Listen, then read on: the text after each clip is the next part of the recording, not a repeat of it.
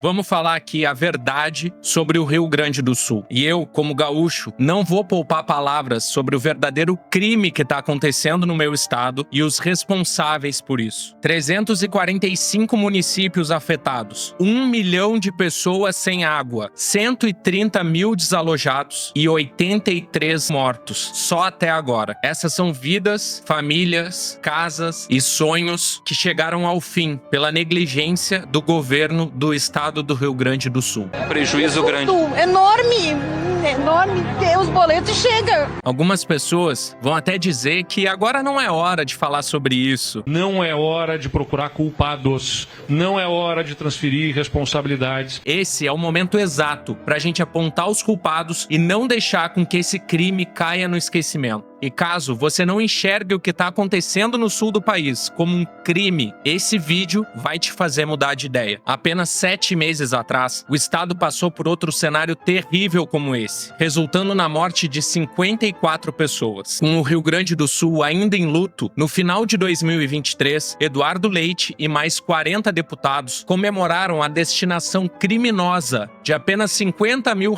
para a defesa civil e meros 0,2% do orçamento do estado para enfrentar crises climáticas. Que fique claro, de 84 bilhões de reais de orçamento, apenas 115 milhões destinadas a um cenário como o de hoje. E se engana quem acha que isso é muito. Desses 115 milhões, 82 milhões de reais foram para o bolso de empresários em um programa de agropecuária sustentável. O restante, como fica provado agora, não chega nem perto de ser o suficiente para salvar a vida do nosso povo. Mas o crime não para por aí. Tanto no ano passado, como agora, institutos sérios de meteorologia avisaram o governo do estado sobre as chuvas que cairiam. Esses avisos foram simplesmente ignorados pelo governo, que nesse momento assinou a sentença de morte para as pessoas que moram nas áreas de risco. E se engana quem acha que isso aconteceu por acaso ou simplesmente por fatores naturais. Isso vem sendo estruturado desde o primeiro ano de governo de Eduardo Leite, quando em 2019 cortou ou alterou 480 pontos do Código Ambiental Gaúcho. O governo permitiu a exploração permanente de áreas de preservação e possibilitou até a liberação de financiamento do estado para criminosos ambientais. Por isso, essa crise climática não é só uma tragédia, é um plano bem estruturado que chega ao seu ponto mais baixo com os pedidos de PIX para uma conta oficial do governo. Depois de ter feito uma das piores gestões dos impostos pagos pelo povo gaúcho, Eduardo Leite veste um colete da Defesa Civil e, assim como fez em 2023, novamente pede doações em PIX para o estado.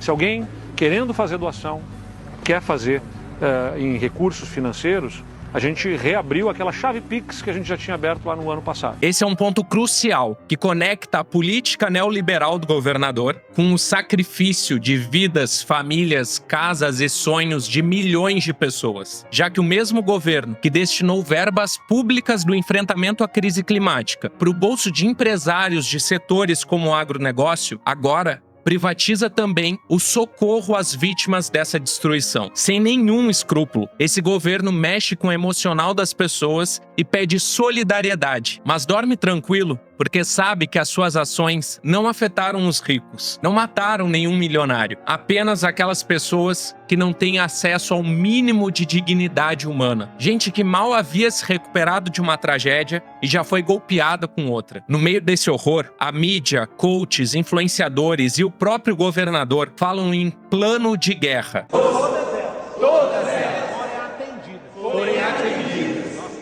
Temos hoje um país em guerra, contra o tempo, contra a chuva, contra o inimaginável. Mas guerra contra quem? Contra o povo gaúcho? Contra trabalhadores e trabalhadoras jogados à própria sorte nas periferias das cidades? Contra a ciência e os profissionais que alertaram sobre essa catástrofe? Contra o próprio Estado, com as privatizações e o desmonte de políticas públicas? Infelizmente, Eduardo Leite, esse homem que eu tenho desprazer de ser conterrâneo, reflete tanto o projeto de política neoliberal de direita nesse país, país, podendo inclusive disputar a presidência em breve, como também a incapacidade de grande parte da esquerda e o pensamento conformista de é o que tem para hoje. Quando a gente fala em revolução, quando apresentamos candidatos socialistas, quando traçamos um plano de enfrentamento, alguns dizem que esse não é o momento. Mas então, quando vai ser o momento? Porque, afinal de contas, como eles mesmos já declararam, nós estamos em guerra. O Rio Grande do Sul vai precisar de uma espécie de um plano Marshall de reconstrução, né? Daquele da reconstrução da Europa do pós-guerra, a gente vai precisar de um plano Marshall para o Rio Grande do Sul. A gente vai precisar de um plano